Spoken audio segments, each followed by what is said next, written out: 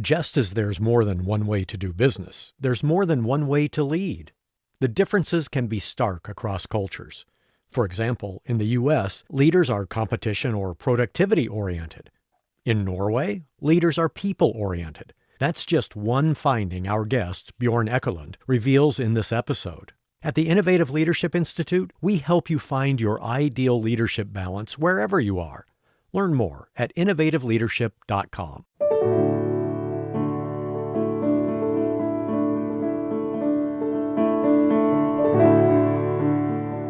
This is Innovating Leadership, Co-Creating Our Future. I'm your host, Maureen Metcalf, founder and CEO of the Innovative Leadership Institute, where we help leaders be future ready. Helping us in this mission today is Bjørn Ekelund. He's a Norwegian business consultant and principal owner and managing director at Human Factors AS in Norway. And we'll be looking at the global context of leadership. So Bjørn, thank you so much for being with us. Oh, my pleasure being here. Thank you very much. In the late 90s, you presented at the Academy of Management on trust toward leaders, comparing the U.S. and Norway.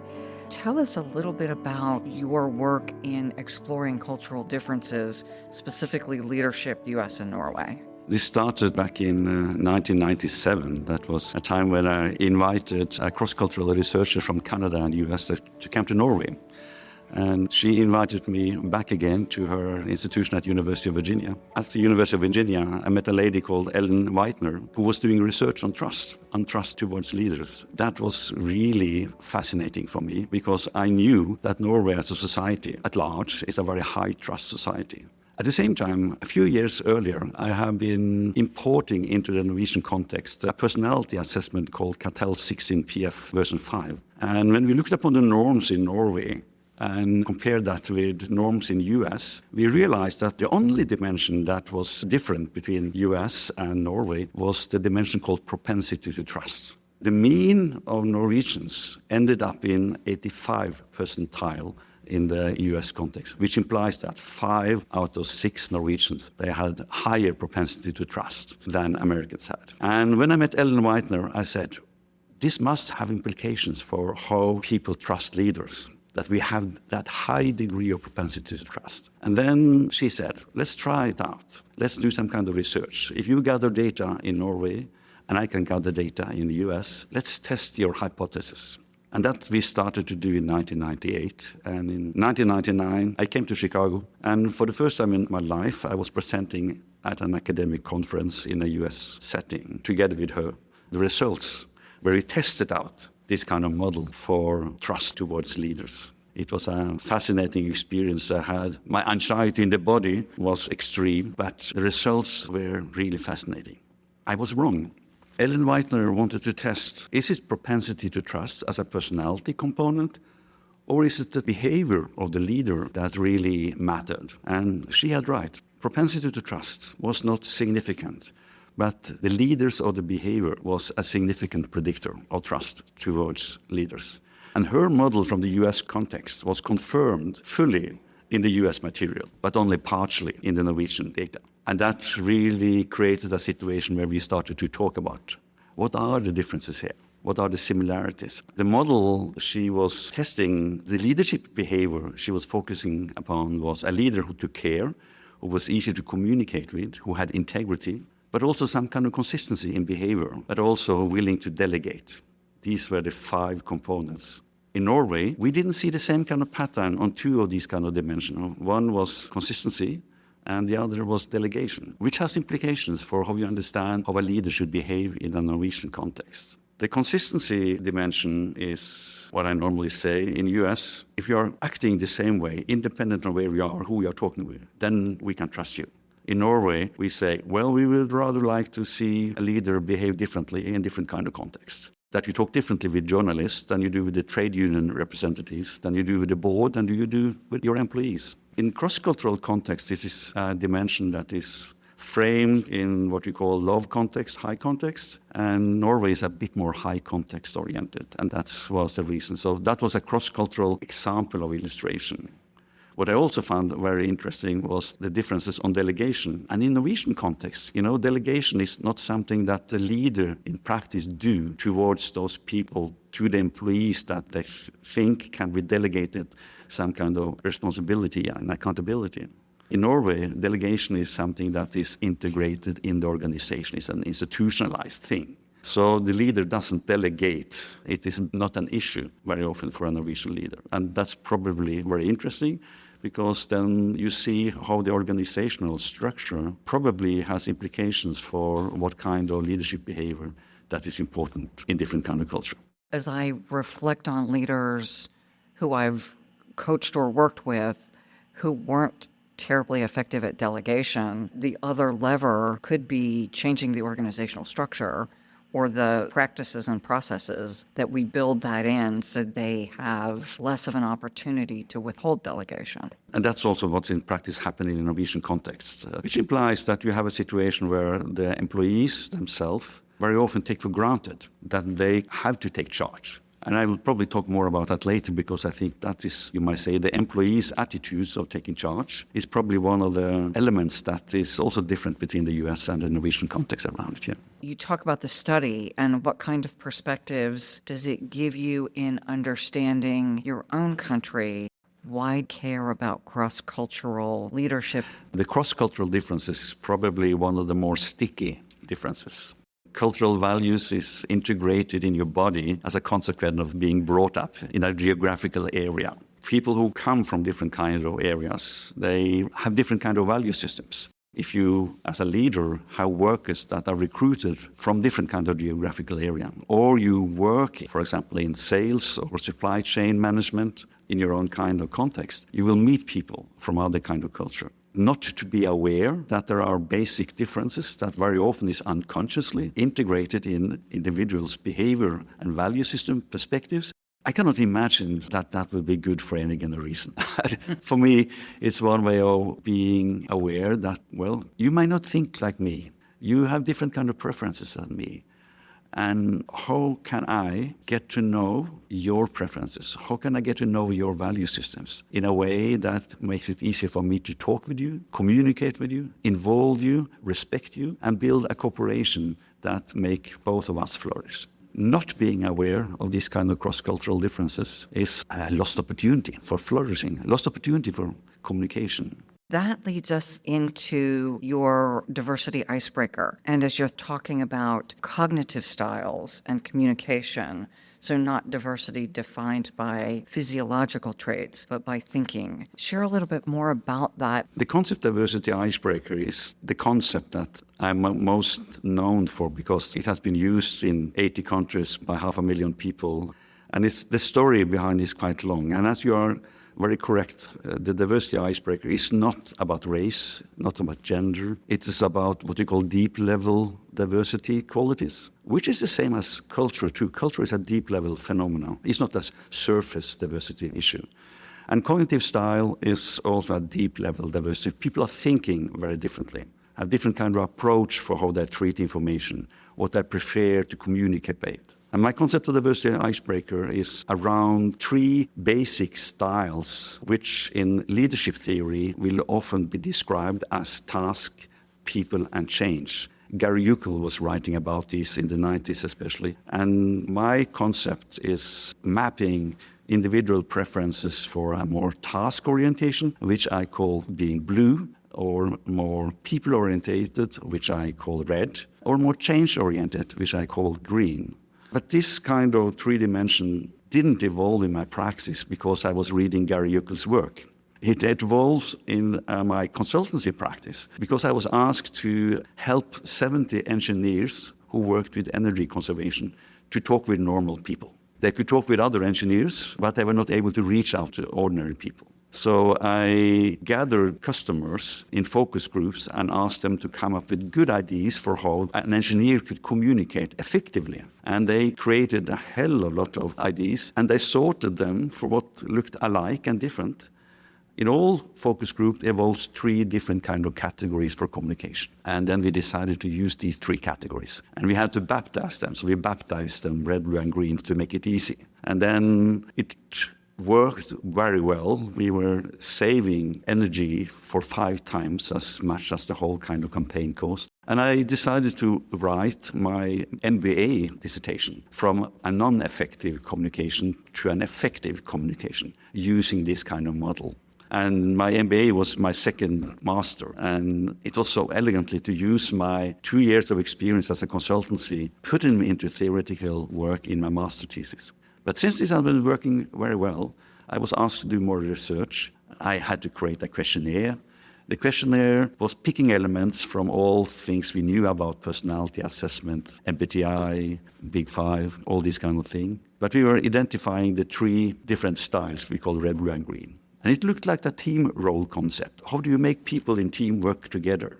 How can they utilize the different kind of perspectives? How can they distribute different kind of tasks? These are the issues when you want to run a team, where you want to play with diversity of perspectives in the team as a strength. When we started to see that it looks like a team role concept, we started to use it in consultation. We started to put up seminars around this kind of thing. But since we have no own research around this kind of conceptual model, then we invited the participants to come up with ideas. How does red look like in practice in your context? How does blue look like in your context? I'm a psychologist, and in psychology, I know that if you see things from an outside and inside, this is very different. And we started to play around with the ideas that when people have been filling in a questionnaire, they got some kind of scores dominant in blue. We put blue people in one corner and the red people in another corner and the green people in the third corner. And we asked each of the group to describe themselves, which they did with positivity and pride. And then we asked them to describe the others, which they started also talking positive about, but then they were touching into what they call maybe a bit politically incorrect perception of the other. So the blue people were sitting there talking about themselves being, we are task-oriented people, reliable, we know what to do, we deliver on time, we are well prepared. But when the blue people were looking at the red, they said that, well, you know the red, they are clever at communicating.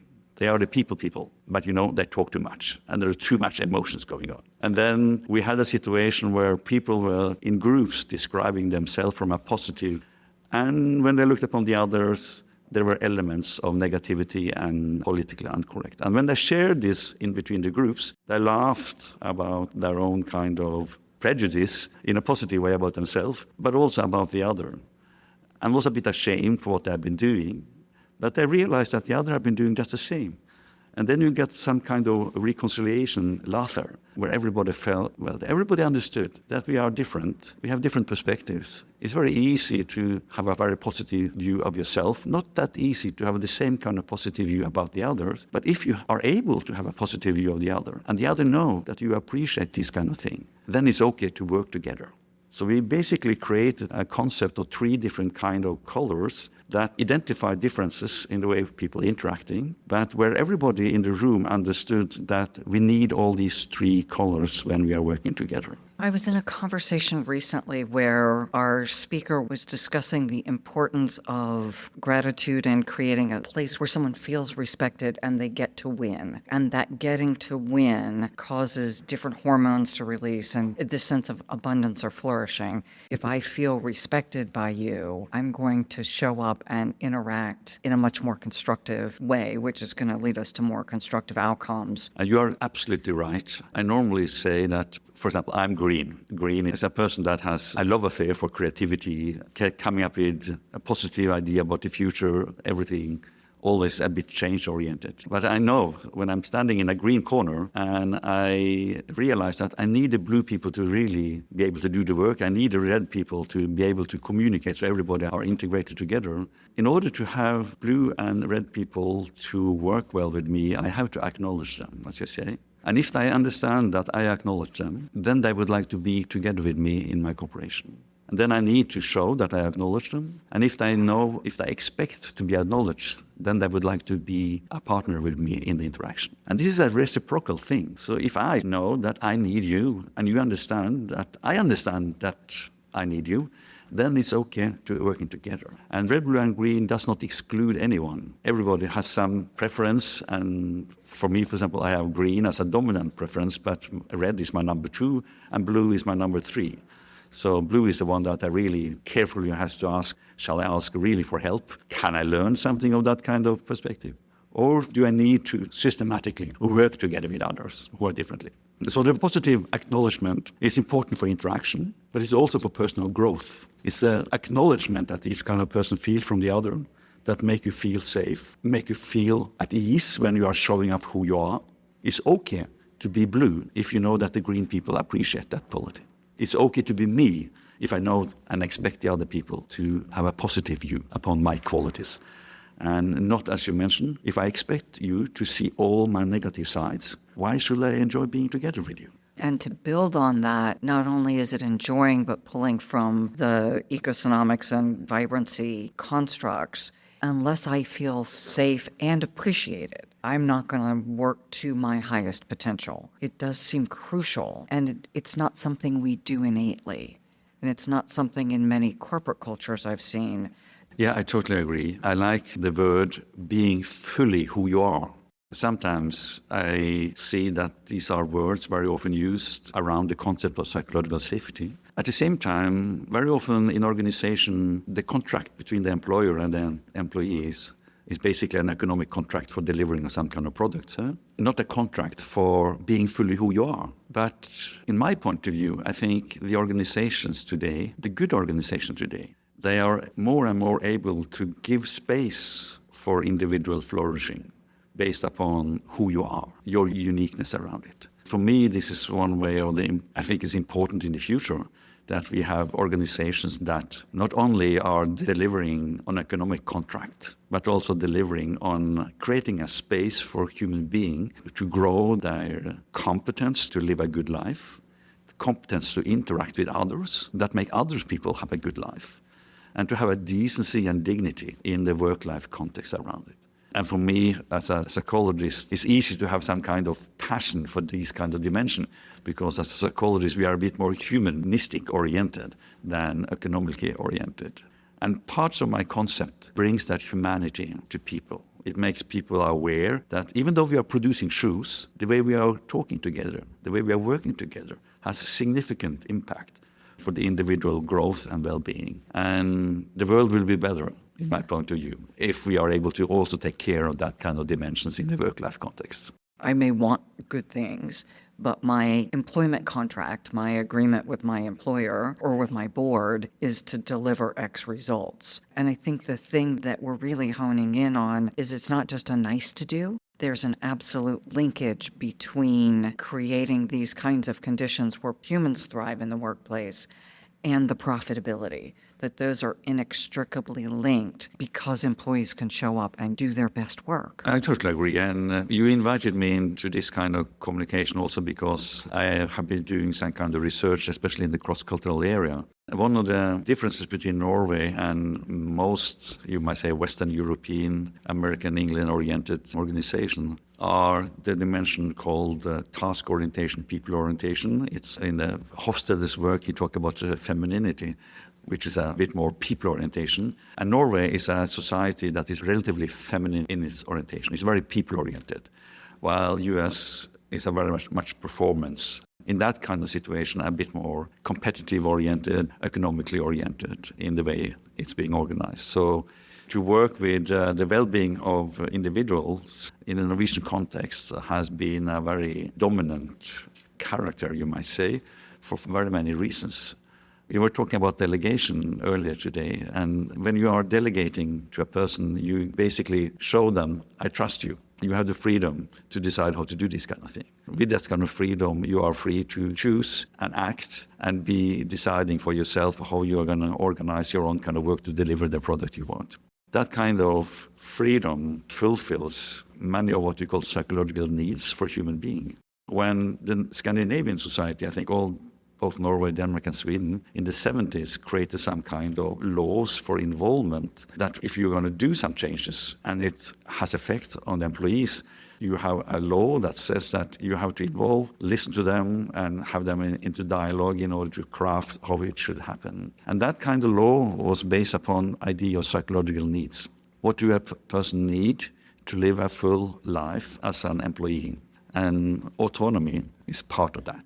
which is the other side of delegation around it. And that kind of regulation law that happened in the Scandinavian settings in the 70s had huge implications for leadership development. Because then suddenly the leaders were trained to, how do I involve? How do I give these kind of people freedom? How do I reinforce them when they succeed based upon their own kind of self-managing, their own kind of work, etc.? I have to say that after 50 years, this is an integrated part, so much integrated that we can talk about a culture of leadership, where involvement and delegation, freedom for the individuals to craft their own kind of work is a must. It's an essential thing. You cannot succeed in a Norwegian context without acting in line with these kind of ideas. And we see that very clearly when you get people from a board getting into a managerial position. And if they come from societies who are a bit more top-down oriented, they are used to sending decisions by mail. And if you send decisions by mail in Norway, we are just putting them in an archive. We don't read them, basically. But you put them in an archive in case they ask if we have got some kind of message, because we don't take seriously such kind of written decision-making around it. Interesting, the origin of autonomy and why and how that was built into the construct. Yeah, it is. It's also an illustration for different reasons, different causes for changing behavior in organization. Sometimes the regulations and laws became the norms. And over time, the competence of the leader will align with these kind of norms around. Yeah. Other times, you get leaders who like to think that they would like to lead people. And through leading people in a good way, they can achieve results. And then they are growing their own kind of competence for acting with acknowledgement and respect and taking care of their employees in an authentic, caring way, which creates a work-life situation which is much more related to the individual interaction between the leader and the employee, which is a contrast between Norway and US, where we see much more institutionalized regulations, while we in the US context see very much is dependent on what the individual leader is doing. You work predominantly as a practitioner, and yet I've heard the thread of research through everything you've talked about. Can you share a little bit more about that hybrid practitioner-researcher role? Yeah, what I've been very keen on is that we need to develop a shift from the research where academics have some theoretical questions and then they ask for practitioner coming with, you may say, data and empirical thing. I fancy the idea that the practitioners have some kind of work going on, which is interesting. And then the academics, they start looking upon what are they doing in the practice that is new, what is interesting. One example of how I, as a practitioner, have been able to bring this kind of tradition more contextualized into academic research happened just recently.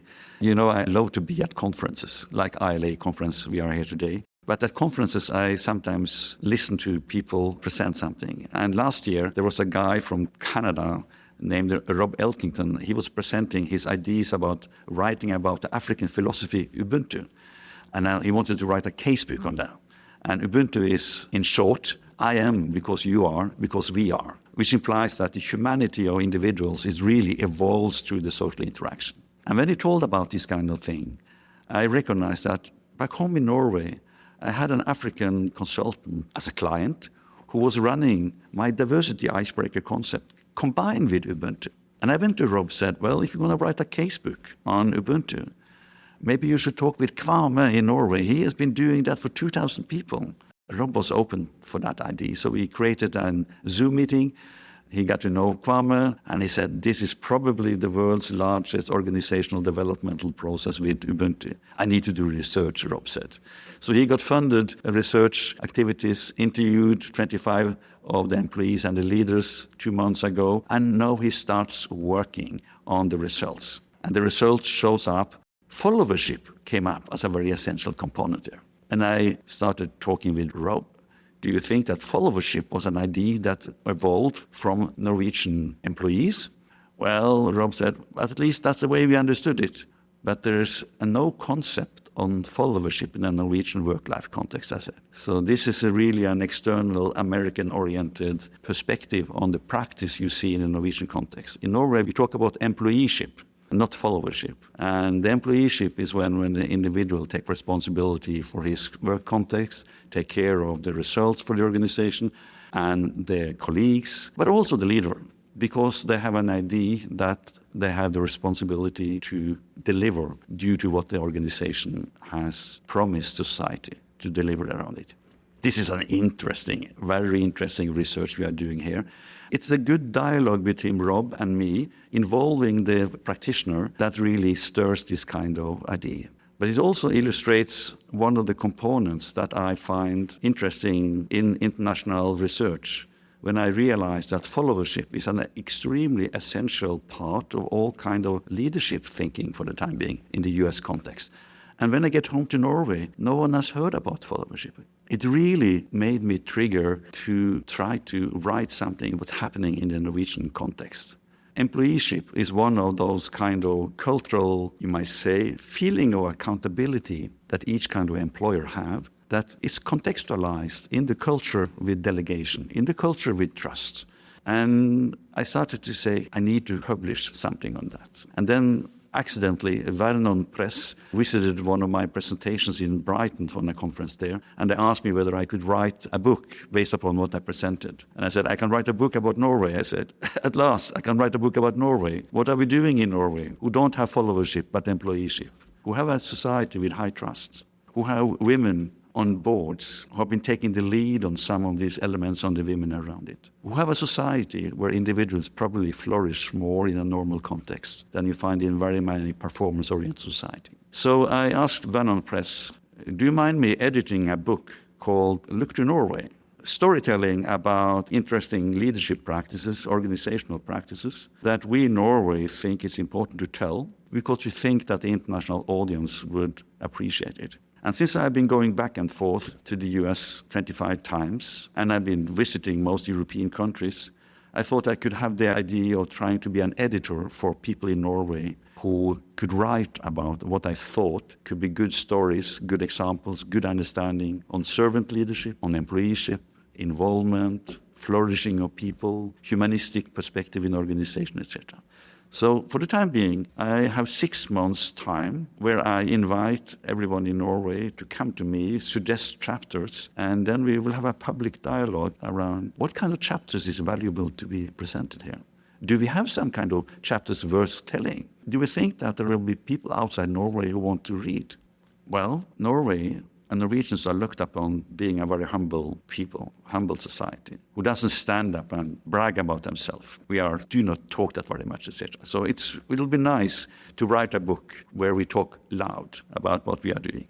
And maybe it also can inspire people in Netherlands to write a book, Look to the Netherlands. Because in Netherlands, they are doing quite interesting things. And maybe the community-oriented development in Italy can be also presented in a book called Look to Italy. So my idea is to make each kind of country proud, to identify their own kind of unique practices, but also take responsibility to share these kind of practices for an international audience in order to promote exchange of learning in between countries. I may look to Norway and say, this is what they do better and this is what Italy does better. And I try to grab those things without understanding the decades-long context. Totally agree with you. And one of the things that I've done wrong is that I tried to use my tool just the way I did at home when I went abroad. I did that first time in Bosnia, then I tried it out in the Middle East, and I did it in the international organization, etc. And then gradually some people started to use my tool. And today, most of the seminars being held around in the world is held by other people than me. But now we are in the stage where people in other kind of culture see that your work and your model, Bjørn, can help us solve the problem we have here in our country. Your model seems to be able to transform the way we are working, addressing the needs and the challenges we have here that you do not see from a Norwegian context. So, for example, these days I'm working together with a lady called Joanne Barnes who say that I would like to see how this kind of communication interaction can be used when we are addressing power issues in the area of DIB. Because there are some elements or norms of respect for diversity, respect for differences, and the idea of an equal understanding in your concept. But in the DIB area, we have also power differences. If you can train people to be more clever to learn across differences with your model, then we probably can develop competence for addressing microaggression and power use and power misuse in an American context. This is an example of what you say. She is heavily contextualized in that kind of setting.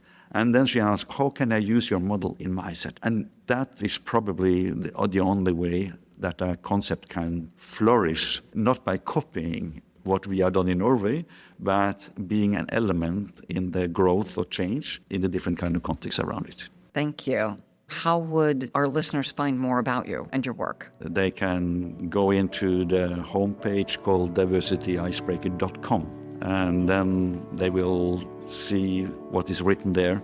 This kind of assessment, people who are leaders who want to use it can just buy it on the shelf from diversityicebreaker.com. Bjørn, thank you so much. And I also want to thank the International Leadership Association for making this interview possible. Thank you very much.